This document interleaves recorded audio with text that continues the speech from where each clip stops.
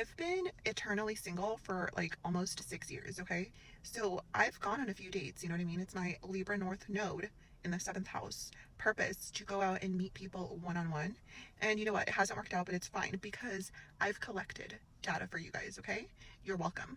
Because I've gone on a date with pretty much not every placement, but all 12 energies, you could say, between their moon signs, their rising signs, whatever. So let's talk about what it's like dating. Oh my gosh, I have a booger. Let's talk about what it's like dating an Aries placement guy because, I have my experience with that. And how do I know their placements? Well, I'm very candid, okay? I'm very forward. I'm an Aries rising.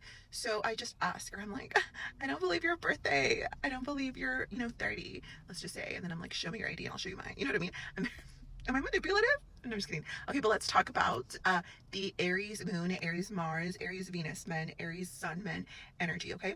So Aries is fun to go out and date, okay? Because they're adventurous, they're passionate. If you go out to dinner or whatever and after you're like, let's go dance or let's go take shots, like they're usually down.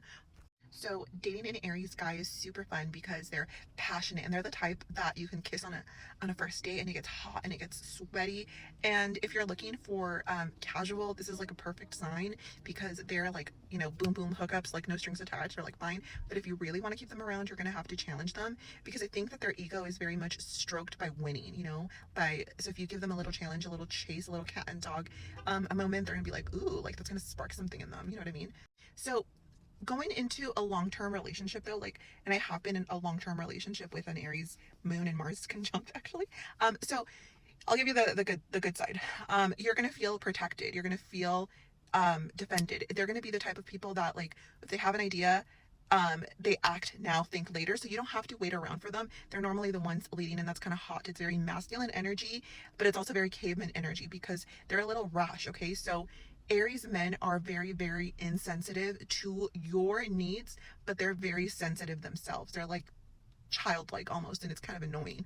So if you need somebody to coddle you or to constantly acknowledge your emotions and how you feel and have that back and forth emotionally intelligent conversation, I don't think that's going to be your caveman Aries, okay? You need to kind of be able to handle your emotions and how you feel on your own. But it's so funny because, again, Aries is the first sign of the zodiac, so they're the literal babies. So they're learning how to deal and process emotions on their own, and they do need somebody to almost like calm them or be there for them, like babies and children, if they are going through like a sickness or if they're having a bad day or they're stressed.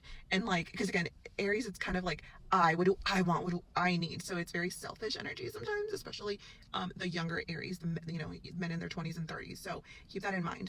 The other thing that comes to mind, because they don't have a lot of emotional intelligence unless they're very wise beyond their years and maybe have a little bit more Taurus or water in their chart, is the fact that they can be very aggressive or insensitive, and they will lash out and maybe sometimes cause a scene. And if you're somebody that likes to keep the peace and doesn't like to feel, embarrassed, or, you're more of a polite person or girl, you're going to end up feeling a little bit uncomfortable. And at the worst, yes, I've seen Aries get kind of aggressive and mad in non-healthy ways. So keep that in mind.